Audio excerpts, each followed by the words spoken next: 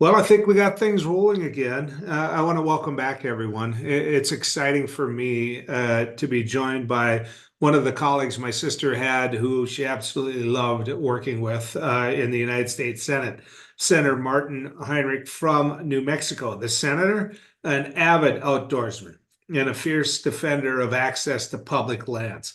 His leadership has been vital in restraining the Trump administration's push to privatize our public lands. Senator, welcome to the Rural Progress Summit. Good to visit with you. It's great to be with you, Joel, and I'm excited to be with all the people who are part of the summit. Yeah, we have something in common. We really do. I love the outdoors, right to the fact that it can be 30 below and I'm still not in my house. I'm in my fish house. So I know exactly where your passions are. I really do, Senator. And I wish more people were like us. Well, it keeps people grounded, and that's one of the things that actually allows for folks to come together around where I am, where I work, and get some things done. And so many of the American people are hungry for that sort of an approach. Yeah, the first pheasant I ever shot was on public lands. The last pheasant I shot last year was on public lands. So, this whole notion that all of us who are advocating for public lands and public access to be used solely one way or another is wrong. I mean, Oh, public lands are used in so many ways. 100%. And that was really, I think, why um, the debate started in a place that totally fell flat with so many people across the country. We heard a couple of things consistently. One, that these are not your national parks. Don't worry, we're not selling your national parks. And the other was, these are a bunch of vacant lands. And, to a Westerner, those vacant lands are the places you can actually run your bird dog off leash and carry a gun. And, it's kind of like telling somebody from Iowa or North Dakota or Georgia, don't worry, we're just going to sell a few lands around your favorite deer stand because they're being underutilized. And so they just missed the argument completely. Yeah, that was a great way of putting it. Trust me, that's a way that got my attention, and we get a lot of my buddies' attention as well. You've done a lot of work to advance federal policy for bison, and can you talk to us about why bison are so important? Part of it's personal for me just because I grew up on a cattle ranch, but I always had a fascination with bison. I actually, when I was little, I was probably 5 or 6, tried to get my dad to convert over to bison. And it's something I've followed my entire life. But when I got elected in New Mexico, you can't work with the tribes in New Mexico and not also get a bunch of, hundreds and thousands of years of additional layers to that, things like just food sovereignty and the importance of sending the message that, after the US cavalry basically made bison functionally extinct, I think we have a responsibility today to work with our tribal communities to really bring back those central important pieces of food and culture and history that are important to those communities. Yeah, well, I don't want you to judge me in a harsh way. I'm from the North Country, NDSU, where they've won a couple national championships, and we still call it bison. So, Uh, you and John Hoven, he corrects me all the time because I keep using an S instead of a Z. yeah, you actually say it the way it's spelled. That's just going about it wrong. New Mexico, been there many times. One of the most beautiful states in the union, and a state where, if you look at it, it has so many different personalities. And I think that's the beauty of public lands is the fact that there are so many different personalities. Oh, it's also why we were successful in having this stripped out of the budget reconciliation bill. And that's a really rare thing. I mean, that process is inherently partisan. There is a real reticence to take a stand against leadership or against committee chairs.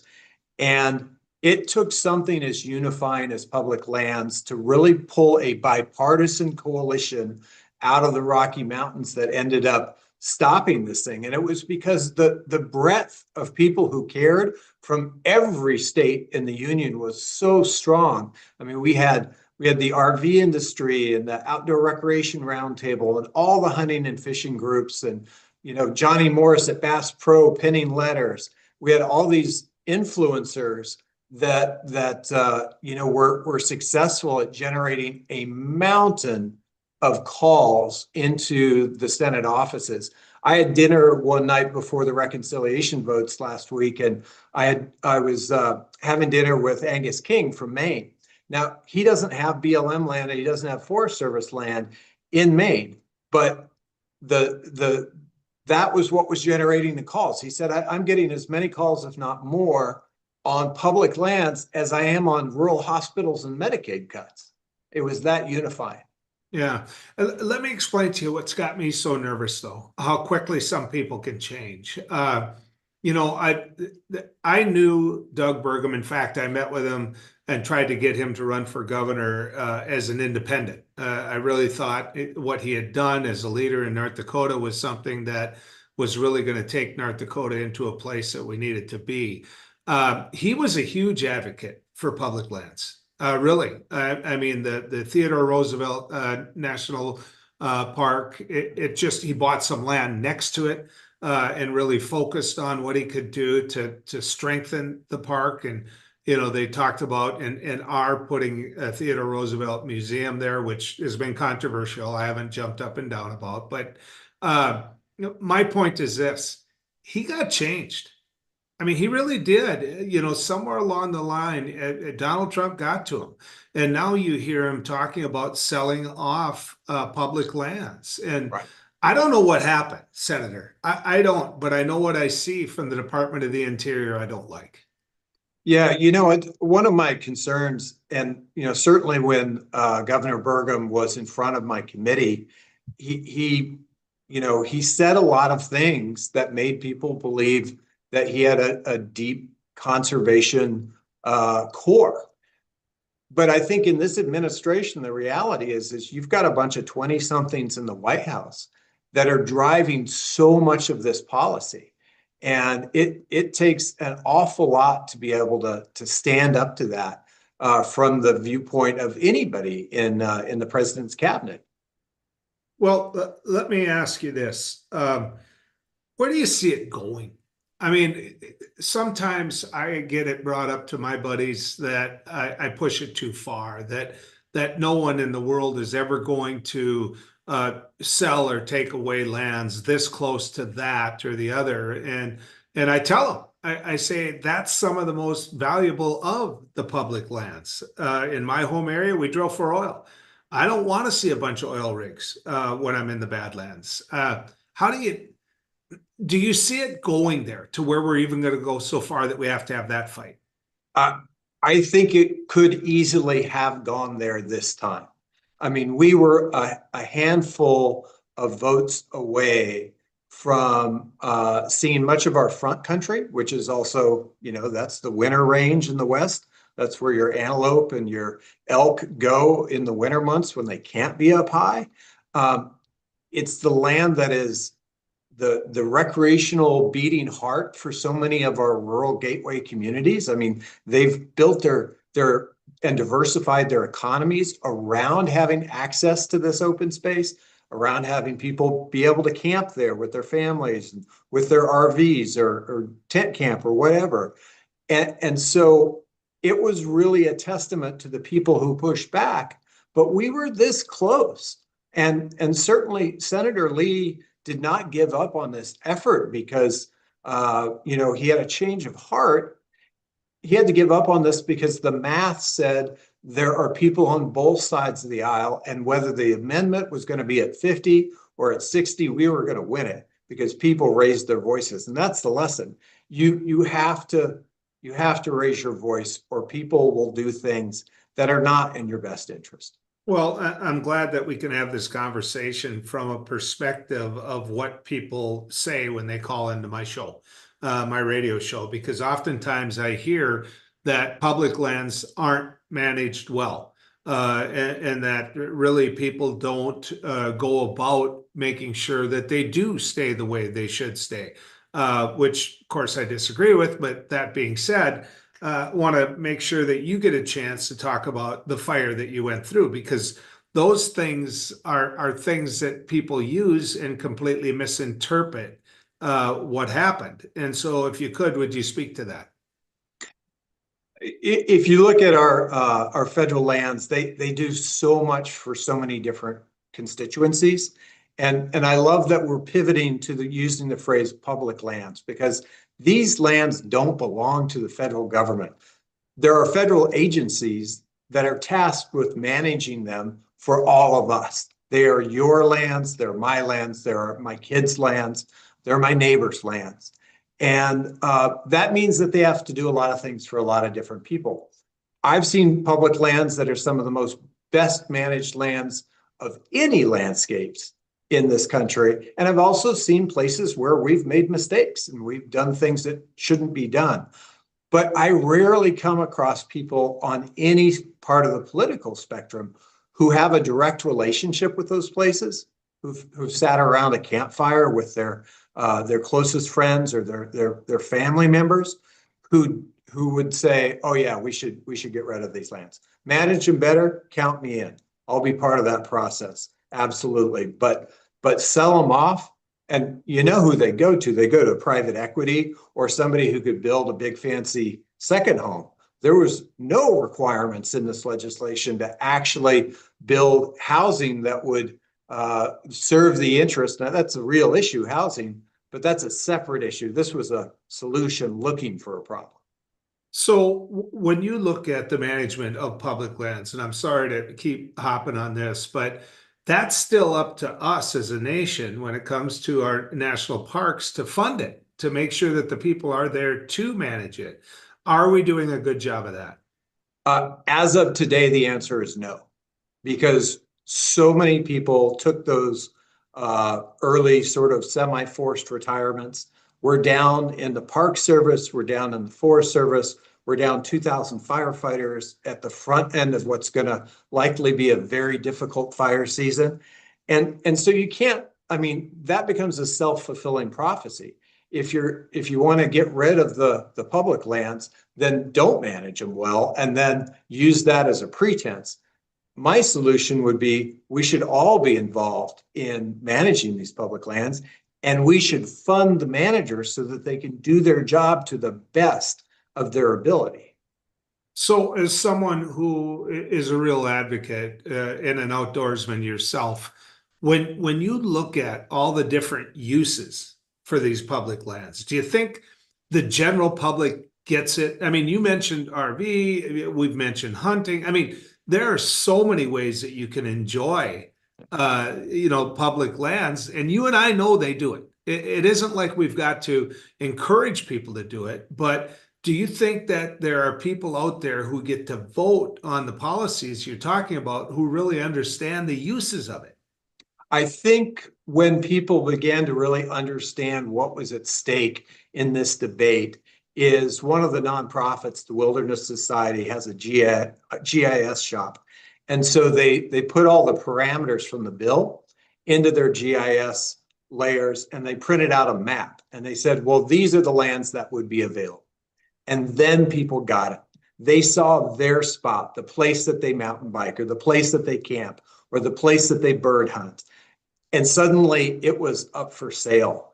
And that's when the phone lines really started to light up in the US Capitol. So, how hard is it? Because back in my days in the state Senate, serving on Natural Resources Committee, I had Republicans who believed what I believed as a Democrat, and it wasn't. It was so bipartisan you wouldn't believe it, and usually it was in the area of hunters. I mean, that was the group that we had kind of formed and advocated for, but it didn't hurt that we had the hikers, that we had the Mhm. recreate. I mean, we had the whole wide group. It wasn't hard to motivate them. These were people not in the political process. They weren't people who got up in the morning and said, "Gee, can I call a senator or a congressman? But we could motivate them. I mean, how hard is it to make sure that the senator leads know there are people out there? Well, I think people who care about the outdoors tend to be reluctant warriors. We'd rather be fishing or hunting or camping or doing all those things outside. Like you said at the beginning of this, like in the middle of winter, you're outside. It's where you feel best and want to be. When they understand just what's at stake, and it's not political hyperbole and the usual back and forth, and no, this is go time and it's real.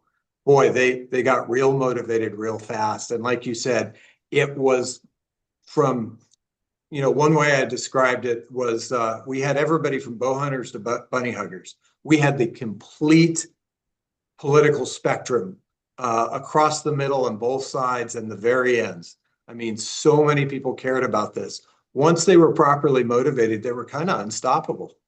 Yeah. Senator, I don't want to misrepresent myself either. I was in a fish house most of those times when it was that cold. That cold out. Doesn't mean I didn't have to shovel around it. When you look at the different age groups that are involved in being in the outdoors, to me, there's a real connection. I now am a grandfather. On the weekends, my grandkids get in the fishing boat with me, and we go out there, we get after it a little bit.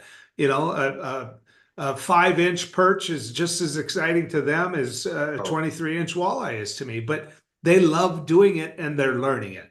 yeah.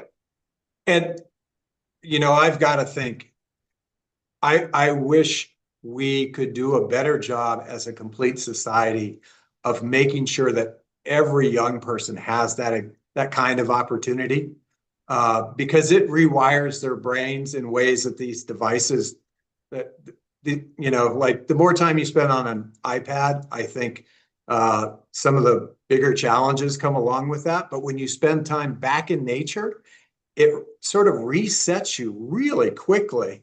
And every child would benefit from that. I always said we didn't need no child left behind. We need no child left inside uh, to really get to the greatest potential for our next generation. I think of outdoors, and I think oftentimes of a legacy and how when someone describes it, it really hasn't changed. If somebody sits there and says, "Hey, look, I remember having lunch with my dad on this rock. You go out there, that rock's still there." I mean, there's something about just simply the photo that you can Mhm. get in a time lapse. I mean, that to me is exciting, Senator. Oh, 100%. And when I think about the impact of having that permanent landscape, I mean, in many cases, these public lands for Westerners are the sort of anvil on which our collective identities were forged. We're a reflection of that landscape. And so it sticks with people across the generations. Senator, let me play devil's advocate a little bit. The world needs oil. There's oil on the edge of this national park or that national park. You're just going to see the oil rigs in an area that aren't going to be deep into the park. Why shouldn't we be able to drill? Well, as someone who comes from the state, which by the way has overtaken North Dakota to become the second biggest producer of crude oil in the United States and the biggest producing country in the world, I think we can walk and chew gum. I think we can produce energy and we can still protect those special places. And we should always be looking to balance our energy production with protecting habitat and keeping vibrant wildlife populations at the same time. Okay, let me push back again. I'm sitting here in northern Minnesota trying to raise a herd of cattle. The wolves were reintroduced, and the next thing you know, I'm losing calves out of it. Your answer to that? One, I just think wildlife has a place. There's a balance in that. We should be able to manage our wildlife species. But I wouldn't want my kids to grow up in a world where they could never hear the howl of a wolf.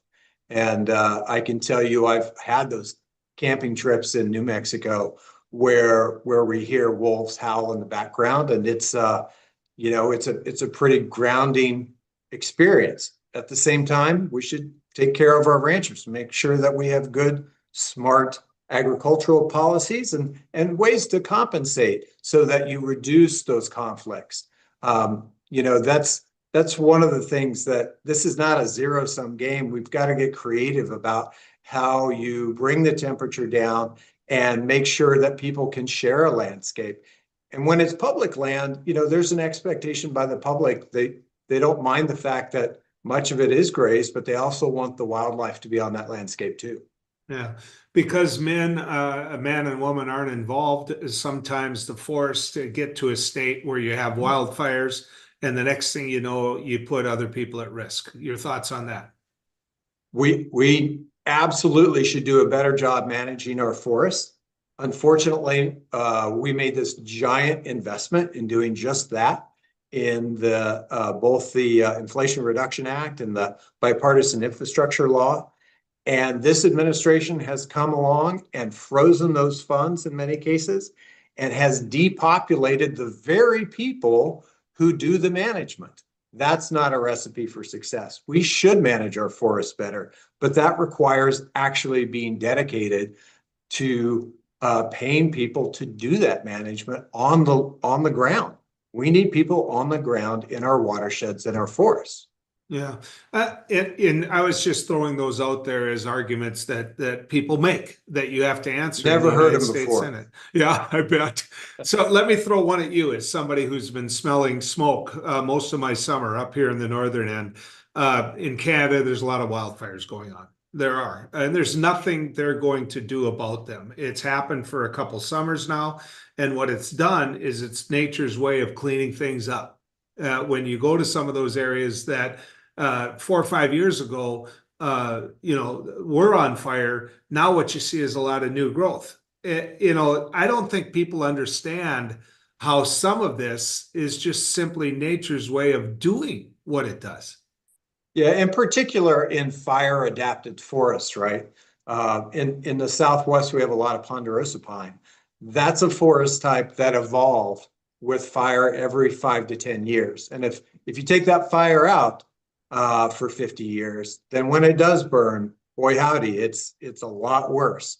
And so we've got to get back to where, I've seen horrible forest fires in my state in places where we haven't done enough management, where we've fire suppressed for decades.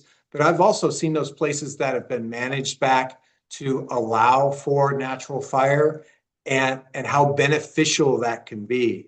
And so you really have to understand what kind of landscape you're interacting with and the best management prescriptions to keep that land healthy. Yeah.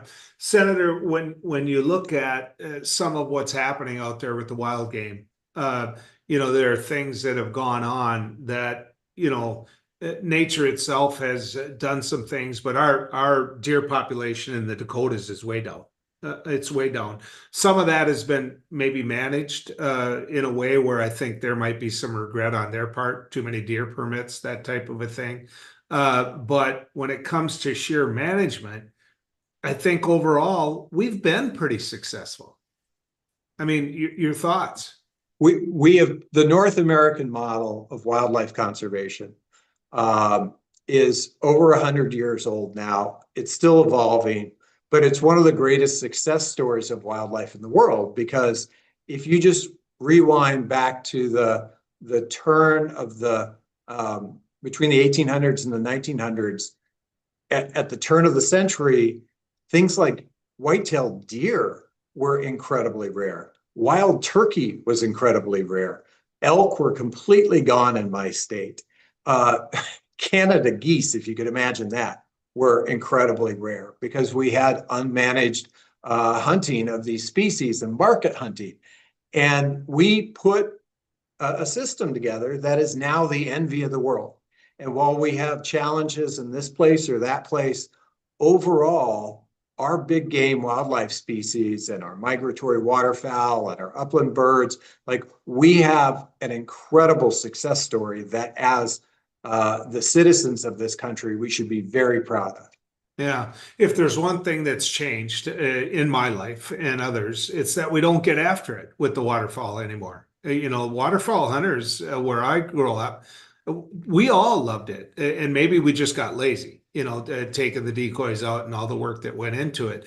But if you're a soybean farmer, if you're an edible bean farmer, and you're on the edge of that slough, you wish there was more people controlling honkers, Canadian geese.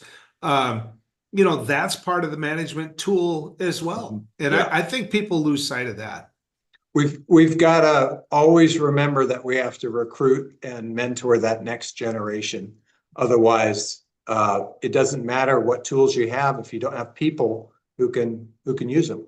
The other thing I would add as well is, I'm seeing people use them in way different ways. I'm seeing people get out there, and I'm seeing hikers, I'm seeing bikers, I'm seeing just people walking, I'm seeing people go out and bird watch. I didn't see that when I was young, or else I didn't notice it. Maybe I just didn't notice it, and I was too busy doing what I do. But I think you're on such high ground when it comes to this argument, because there is such a diverse group of people that are out there utilizing this. And it is bigger. There's just no question. All the data that we now have, we now track the outdoor economy, and it's $1 trillion economy. Like this is something that is sustainable and that puts money back into local communities every single year. We need to nurture that for all Yeah. those folks, from the bird watchers to the bird hunters. I mean, you get challenged every day in your job to deal with the economy, to deal with what's going on. And both you and I know that with some of the legislation that is being pushed and actually passed in the big beautiful bill, that what we're going to see is less money spent on getting out, getting after it. There's going to be less disposable money to camp. How do we fix that? Because tourism in your state is just as important or more than tourism in mine. Well, I think one of the things we can do is we can compensate at the state level. And I think it's really important for states to focus on standing up offices of outdoor recreation, also focusing on that next generation. We have an exciting program in New Mexico that gives out grants to connect kids to outdoor spaces. And I worked on a national monument outside of Las Cruces called the Oregon Mountains Desert Peaks National Monument. Well, there are a lot. We realized there were a lot of elementary school kids. Those are their mountains, and they'd never been there. And so, really focusing on connecting the next generation to those places, that will bear dividends for decades to come. Senator, half the fun of visiting with you here is the fact that I'm going to get to tell Heidi I got to and she didn't. The next time we play Pinochle, which, by the way, be careful of that. She cheats. I'm just telling you. But I do want Give to her thank my you. best. I certainly miss her here. She's one of the most amazing people I've ever worked with. Yeah, we're pretty proud to have her in the family. I do want to thank you for joining us today. I'm now going to hand it off. We're going to get a chance to visit with some folks that love the outdoors as much as you and I do. I know how busy you are, Senator. So thanks for joining us here on the Rural Progress Summit. My pleasure, Joel. Yep, you come to North Dakota, I'll take you fishing. Hey, now we're talking. Okay.